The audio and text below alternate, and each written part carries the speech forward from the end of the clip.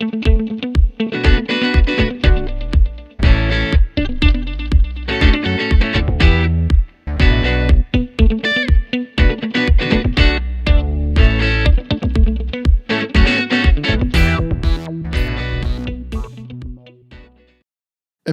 007.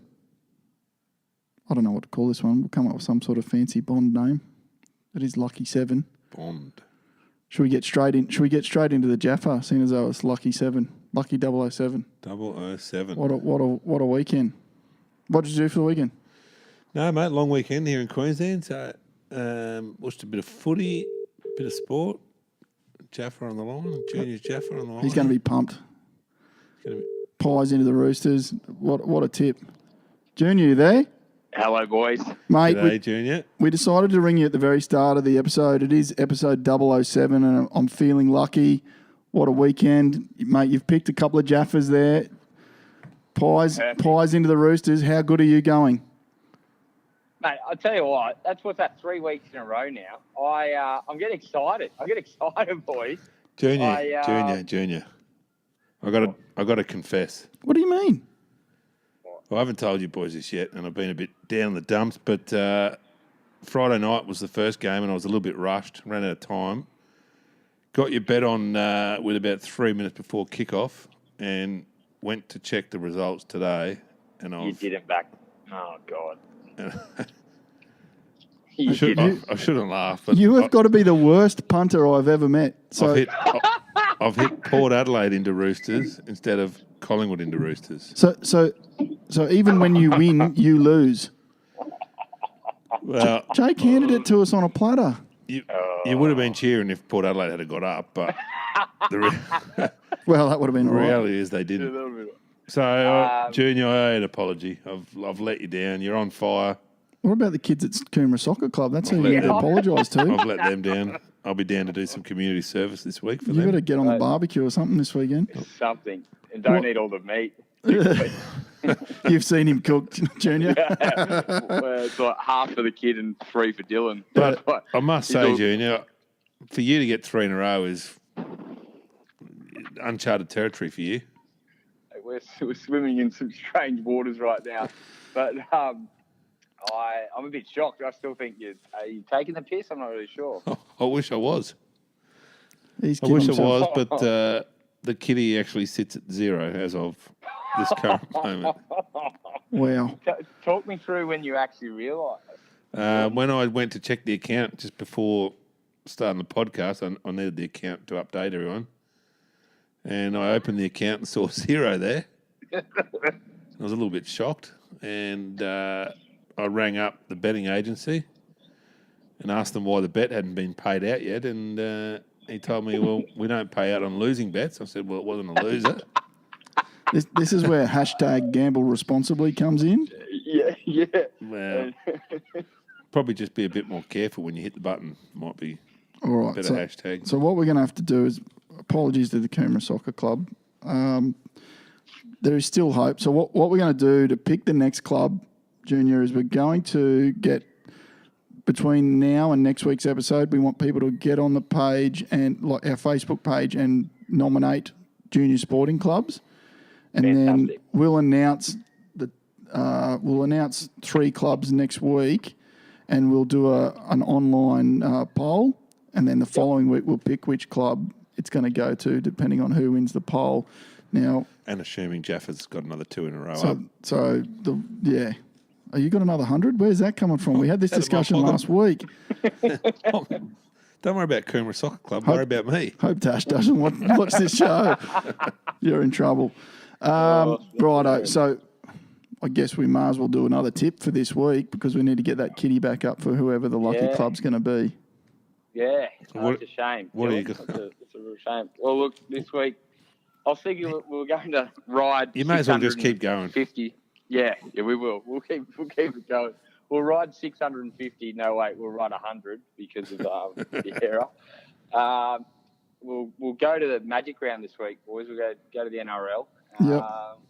We're going to go with they're pretty much a Queensland side. The Storm against Parramatta. Storm to bounce back. Storm to bounce back. I think Bellamy gave them all mighty spray after the loss against Cronulla last week. Few cracks appearing there. You confident with that, Jeff? We just watched a bit of footage of Cameron Smith blowing up at Munster after the game. I did see that, and I think there's a bit of honesty about it. I think that's how they roll. Yeah, I like it. I like it. Their video sessions are very honest. Like, you'd nearly cry in them. Oh, I did read that. If you've had a bad game. Well, typically I'll tell you the what, Storm Craig Bellamy would make you cry the way you've performed. Dylan Campbell. You're kidding. Imagine if Bellamy found out about that mistake. Oh. Well, we won't tell him. But typically the Storm don't lose 2 in a row, do they? So that's what I'm thinking. And to make it even better, we're going to go the minus line, the minus 6.5. Ooh. I think they'll beat them by 2 or more tries, definitely. And we'll take the Storm to beat Para with the line. It's minus 6.5 at $1.90. Beautiful. $1.90. Righto. Well done, Jeffy. You're right. Great tipping. You're on fire. Great tipping there, Junior. I'll punish this knucklehead somehow. Yeah, I can't wait. I'll laugh the whole way home here tonight. Thanks, boys. That's terrific. Righto. You're on fire. Thanks for your good work, and we'll talk to you again next week. Have a good week. Thanks, See you, boys. Junior. Bye. Bye. You're unbelievable. The WTF. Just, Hang on. I don't know what to say. We're off to a shocker for tonight's episode. You haven't even got your beer yet. Here you go. I'm off the drink too. What? Yeah, I'm off. I'm having a month off it. The show's called Beers and Banter. Beers and water. Can't drink, can't punt, can't bowl, can't bat. What are you doing in the side? Not much value. Warney would tear you Not to shreds. Not much value. But you have my beer. Yeah, I'm gonna. What do you got there? Little 150 lashes. It's become a bit of a favourite, Yeah, actually. it's a good beer. Good beer. I think when we had a hit of golf before Christmas, we might have had a tin or two, and it's got a bit of a liking to them. Yeah, it's a nice beer. Oh, you've thrown me for a 6. Did you watch much sport on the weekend? I did. I did early on, particularly because it was a bit wet. Can't remember the Thursday night game. That was too long ago. Well, I don't think the Broncos fans remember it. No, that was Friday. So it wasn't it? No, Thursday was Broncos Rabbitohs. Sure. Rabbitohs gave them an absolute belting. Oh, it was. Well, who played after us? Oh, that's right. I didn't watch the late game of Friday. So, Broncos. Cheshire Cat, Wayne Bennett, happy as Larry down there. He's absolutely put him to the sword. Nick Arima walks away smiling because he was copping the blame, and he's off to the Warriors He's now. gone, yeah. Can't blame Nick Arima. I just saw before we went on air, Darius Boyd's happy with his form. What's going on? I thought it was a retirement press conference. Well, I read somewhere today that the Jet trained with the reserves today. James Roberts been training with the reserves. Broncos reserves. Yeah. So reports that he'll be dropped this week. So Seabold, rookie coach, inherited absolute glamour roster at the Rabbitohs, and they went well in his first year. Off the back of that, he's ditched the Rabbitohs, signed a 5-year deal at the Broncos with an additional year in his favour. That's real risky from the Broncos. Do you think the Rabbitohs list was that good last year? I mean, it's got to be better this year. Yeah, I think he did pretty well with the team he had last year. You're right. He came to the Broncos, and I mean, they got a phenomenal list. Big expectations, and he's essentially a rookie coach.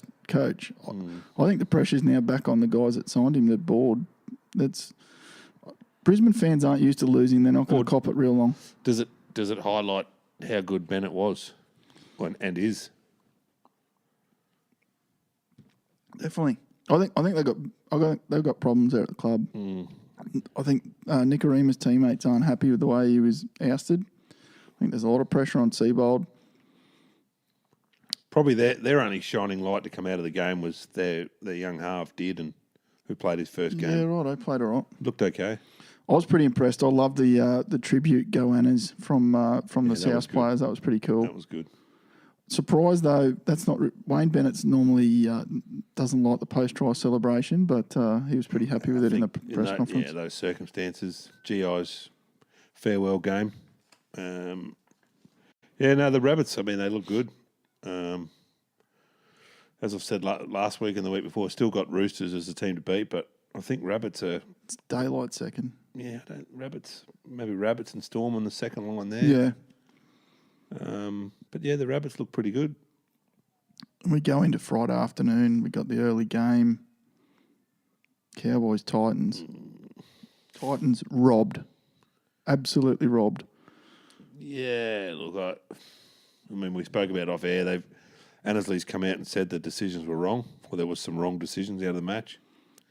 What would have it been the difference between losing and winning? I think so. I think you go from 14-4 to 14-10, get the ball back. You know, You're talking about the length of the field try where so Anthony Don got held back. No. So what happened? Anthony Don held. No. Who was it? It was Sammy.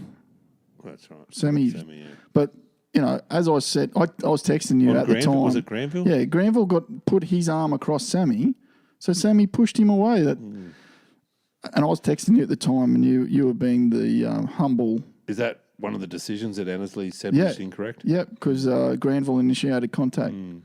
Then there was also an obstruction play that didn't even get reviewed. Proctor asked the ref to review it. They didn't want a bar of it. Then Annesley comes out on Monday and says, "Oh yeah, no, it was no try." We discussed this on the show a couple of weeks back. I think it's great that the NRL are owning the decisions, but I think it just rubs salt into the wounds on Monday when you still don't get the 2 points and your team's been done. So you'd rather they didn't come out at all and said we got it wrong? I don't know. I'd rather they just got it right. There's so much technology. I've said this before. If Annesley's going to come out on Monday and say that they got the decision wrong, Annesley should be in the bunker all weekend. I don't understand how they can change their opinion. So who's the guy making the decision at the time, and why is Annesley overruling him on a Monday morning? Like, it's literally, you're working the weekend. We're going to have one guy in the bunker all weekend. He's going to make every decision. He's going to be watching every play. And the ref shouldn't have to take it upstairs. The bunker should be watching 6 different angles go live. And when he's looking backwards and forwards, touchy, they get in his ear and go, "Oh, there's an obstruction play. Let us have a look at that one." It's 2019 for crying out loud. Yeah, I mean, it's, as you say, with all the technology and This is Big Red on the burst too. Is it? I'm blowing a gasket. I'm not happy. Yeah, I mean, you can discuss decisions and refereeing until you're blue in the face, but it's been said many times that with all the technology we've got now and the extra referees and everything else that these guys have, the refereeing's actually got worse than 100%. Pre-technology, pre-2 referees on the field. I just don't understand what changes between Friday night and Annesley getting into work on Monday and going, "Oh, we got that one wrong." Who decided we got it wrong? And that person needs to be in the bunker all weekend. The buck stops with them. Well, it's obviously come about after a review, and don't get me wrong. I like that they're owning their decisions, and they're.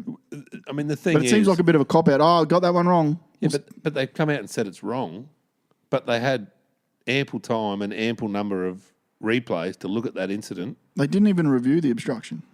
No, but they reviewed the Phillip Sammy length of the field. Yeah. I mean, they must have looked at that 5 or 6 times. Yeah. Made the decision, and then they come out and they've obviously looked at it again, the same footage, and then come out and said, "Oh no, we were wrong." Yeah, I mean, I don't. Blows me away. I agree. It doesn't sour grapes when you're on the losing side of it. It is. And it's the sort of thing when you're not going well, you don't get those calls, you don't get the bounce of the ball, things go against you. We just got to turn up and beat the Sharks this week. Magic round. Can't wait. I'll be there. It's the first game I've seen for the year, so I'm pretty happy about that. Hopefully we get the win. We mentioned it with Junior. Signs of cracking at the Storm, or do you think that's just how they do things? I think it's the culture. Bellamy's. They were trying to blow it up on Fox. I just rewatched the footage before we went to air. Cameron Smith's got a grin on his face. He's just roasting him. I think it's not. I mean that would happen 30 times a game. Yeah. It was a bit of a Gumby play. During the course of the game, admittedly, I don't know what Munster was thinking. No. Whether he didn't know it was the last tackle or didn't know the siren was Didn't about look to go. at the clock, I don't think. But, I mean, I think it's good. I think any of that sort of stuff in a team environment, you need it. You need guys to be accountable, passionate.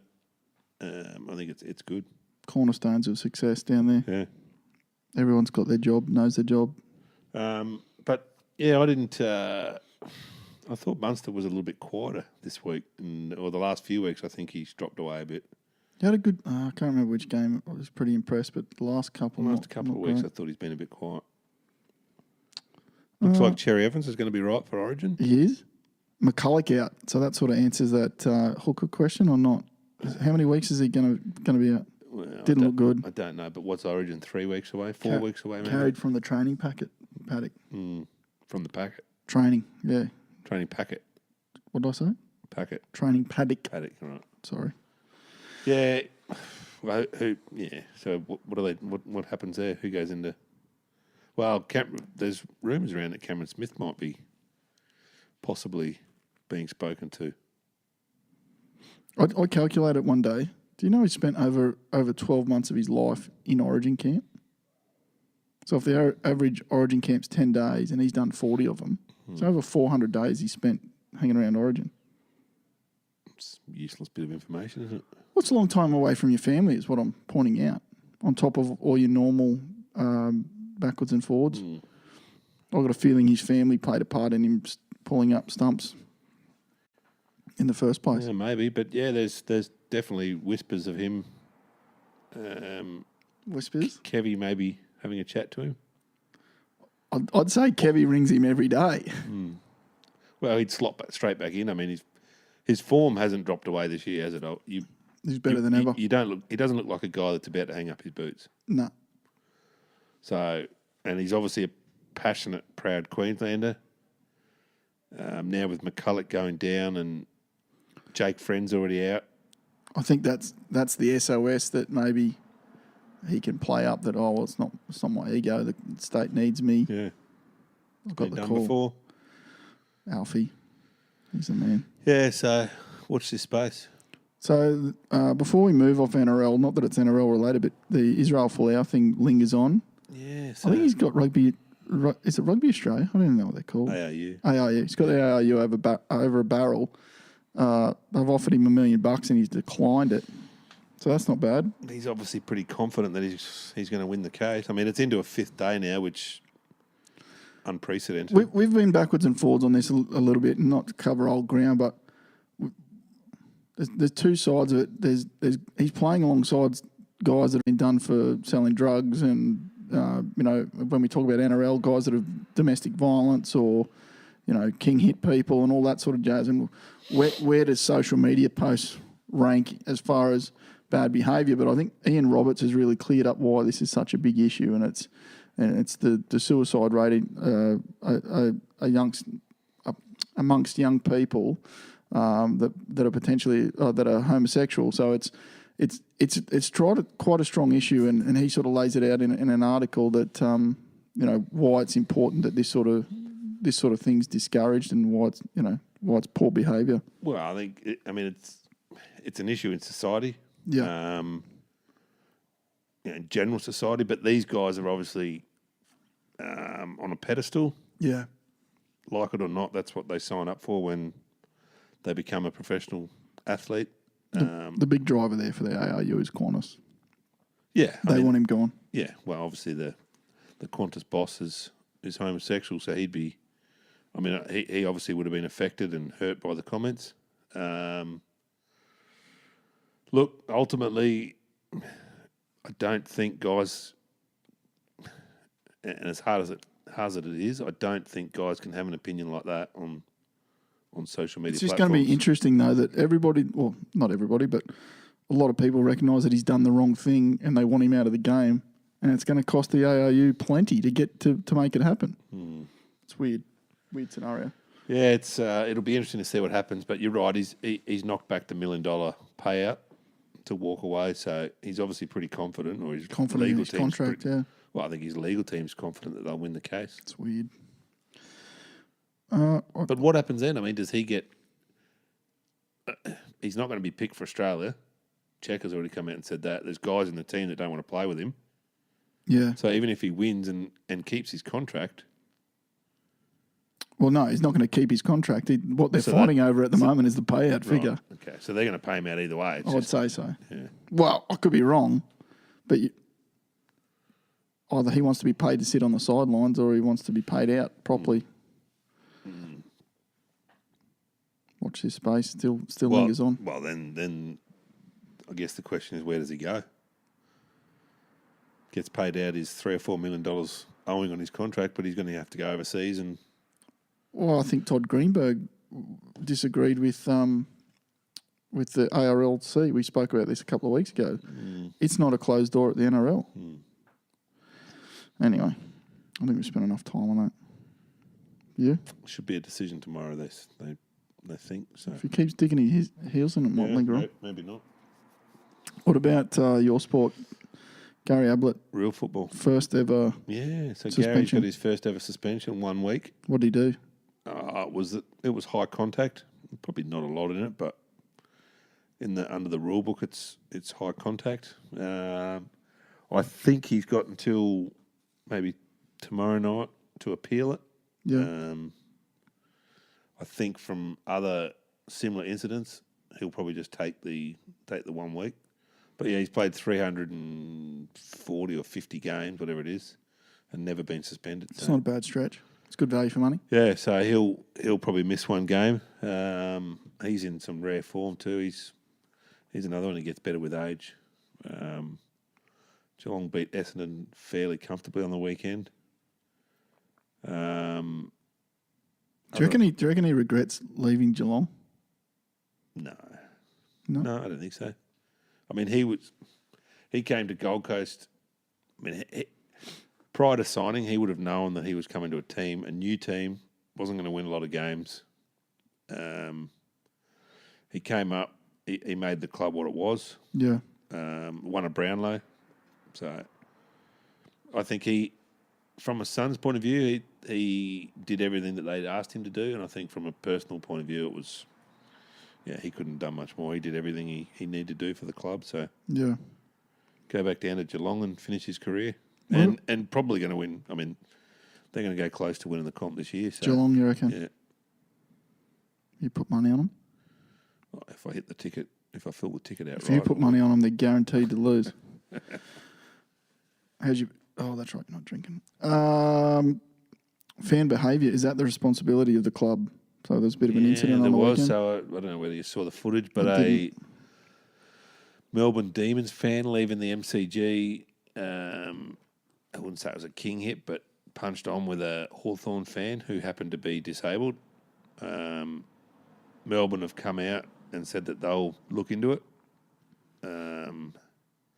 I guess someone that goes to the football and wears, let's say, a Melbourne Demons jersey, are they a member of the actual Melbourne Demons? Are they just a fan?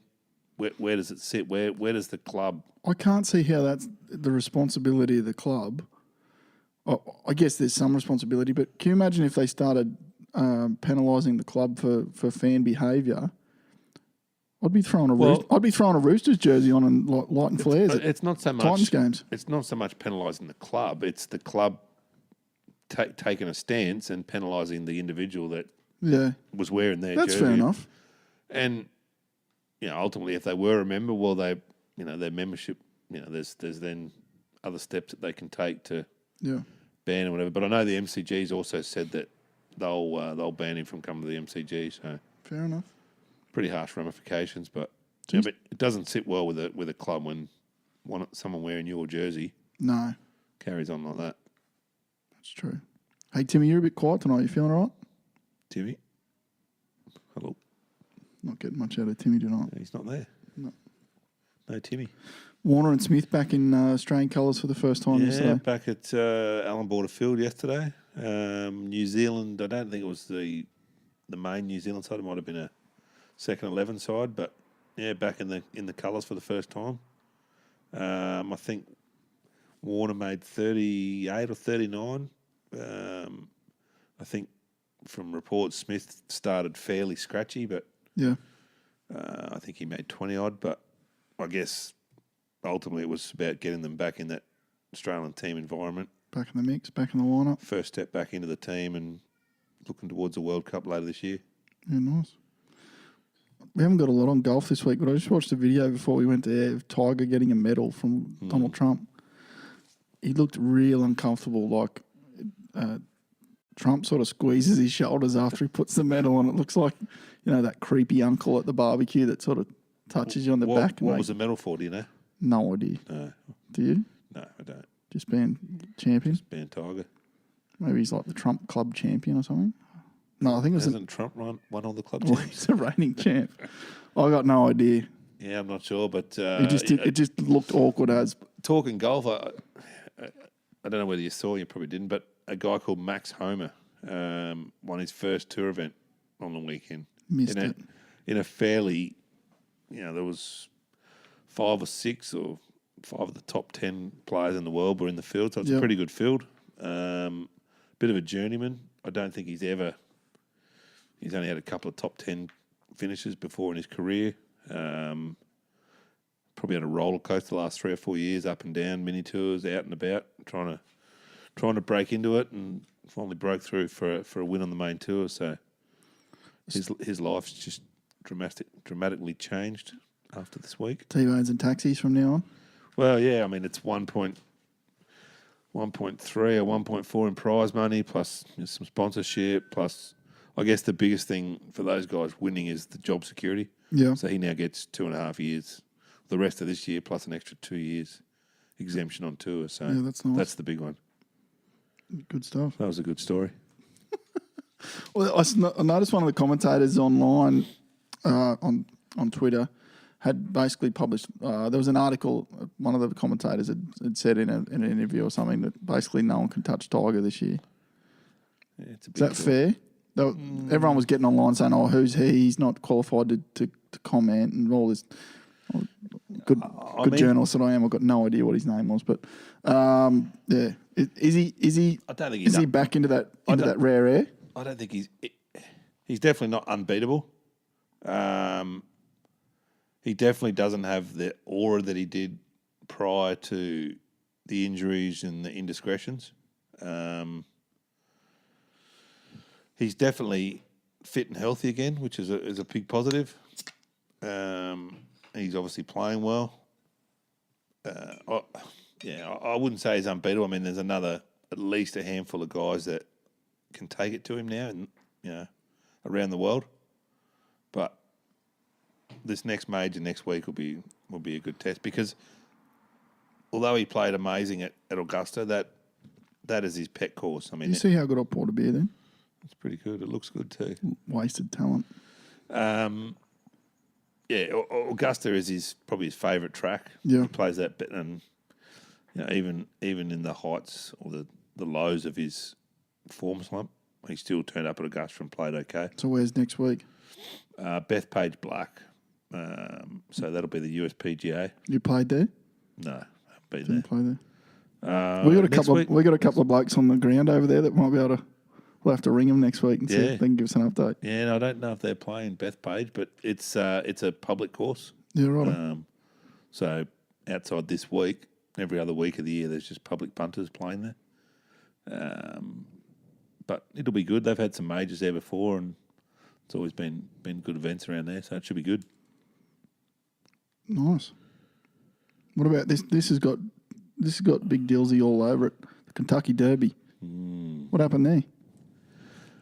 So Kentucky and the punters you talk about were actually there on the ground at Kentucky Derby, but so a horse called Military Maximum Security basically jumped in front. So this is the biggest, arguably the biggest horse race in the world. Definitely the biggest horse race in America, and it probably rivals the Melbourne Cup. So Maximum Security jumped bigger than the Birdsville races. I think just Wow, maybe just bigger. Maximum Security jumped to the front, pretty much led the whole way, crossed the line maybe 2 lengths in front, so pretty big margin. Yeah. And probably a minute after the race, minute and a half after the race, in came an objection from the jockey that ran second on Country House, I think it was called. Country House. I only rode half of it there, and we've had a shock. Country House. So it was a 60-1 outsider. 60-1. 60-1. Why didn't we have the Jaffa on that? We probably should have. Well, I would have backed the other one You anyway. would have backed Maximum Security for sure. So I threw in an objection, and they're the only country in the world that has a different protest structure than everywhere else. I went to an objection, and it went on for probably 15 minutes before they came up with a decision. And rather than the winner, so it got upheld, rather than the winner getting relegated to second and the second place getting relegated to first, the winner that gets disqualified actually goes to very last. So they get disqualified from the race. Wow. So the owners go from winning 2.4 million to... What about the... I heard there was a few punters had torn up their tickets too and thrown them when... Well, Country House. I didn't hear that. I mean, there wouldn't have been a heap because it's a 60-1 shot. So there wasn't, Maximum Security was, don't think it was a favourite, but it might have been second favourite. Yeah. So he'd had a lot of money on it. A lot of punters were on You it. would have been on that for sure. And so the outsider, first time in 154 years that a horse has won the Kentucky Derby on a protest. Wow. So first time ever. So that was pretty rare. What about hashtag no spoilers? You've been watching Game of Thrones. Have I got you on it yet or what? I've finished the first episode. What do you think? You got to watch 2 or 3. Yeah, I had to push myself through it. Give it another couple. That was the pilot. To be fair, I watched it over a course of a couple of days. I didn't watch the full That's thing in not one good. go. So. You just get once you get past the incest and the murder, it's quite a good show. All right, stick with it. They went viral, and not because of the quality of their show. Medieval times that set in, and there was a Starbucks coffee cup sitting on the on the banquet table. So, Oops, someone's had hopefully someone got fired there. Well, not hopefully, but I think someone would have got fired there, in big trouble for sure. unless it was product placement. I don't think so. I'm not sure Starbucks was around back in those days. Speaking of which, we're still without a sponsor, so that's why I'm going the glass now. Until we get a beer sponsor, no more product placement. Clean skin. Yeah. Oh, I don't know. What else we got? What was your question from online? Didn't we have a Twitter question? No, it was more around. We covered it off. It was about fan behaviour. Oh, that's right. Yeah, righto. So yeah, there wasn't a whole lot else to report this week. Righto. Big week coming up this week with Magic Round. What about that concept? Do you like the idea of that? Well, I've been watching a bit of Twitter backwards and forwards. Obviously, it's come out of England where, basically most fans can still travel to it. Like it's probably not that far away. Whereas in Australia, it becomes it's flights and accommodation if you're a Sydney fan or Melbourne or Perth or. I think the concept could work. I'm not sure. Maybe I'd love to see a bush round, like just every game in the bush. Mm. I think they need to do more of that. More regional stuff. Yeah. It'd be one of the only things I'd bother playing at ANZ from now on. But yeah, it'll be interesting to see how the turf holds up after 8 games of footy. Mm. So what have we got? One Thursday. Can you hear crickets in the background? I think even the crickets are bored tonight. We got 1 Thursday, 2 Friday. Yep. 3 Saturday and a couple Sunday. Something like that. Mm. Yeah, I think Saturday. So Saturday's the big day. Saturday's the big day. Unfortunately, I think the only day not sold out is the Titans Sharks. So the one we're going to. Even though I'm a bit of a Titans fan, that's a bludger on Thursday night. Yeah, it's not ideal, is it? They probably should have put Brisbane on Thursday night. Or, to be honest, they shouldn't have had Thursday night in amongst this whole concept because it's the least value for money is a one game on a weeknight. Yeah. They should have had it last weekend, long weekend in Queensland. So, they could have had 3 games Sunday night, 3 games Saturday night, 2 games Friday night. Would have worked a bit better. Anyway. Just give me 12 months in charge of the NRL, mate. Maybe ring Todd and tell him. Fix it. He's on borrowed time. I'm not a fan. Don't like it. You don't like him? Doesn't do much for me. Give me 12 months. We'll be down to 5 or 6 teams in Sydney. We'll be flourishing. Refereeing will be fixed. We've started to dribble enough now. Yeah, we're probably waffling on. So, all right, folks, you can catch us on all the socials at Beers and Banter. Twitter, Facebook, Instagram. If you could, what we want from everybody at home is nominations for your junior sporting clubs. Eventually, we will come up with $1,000 to give to a junior sporting club, and then so this time next week we will do. We'll narrow it down to 3 clubs, and then from there, we'll run a poll, and the listeners can pick.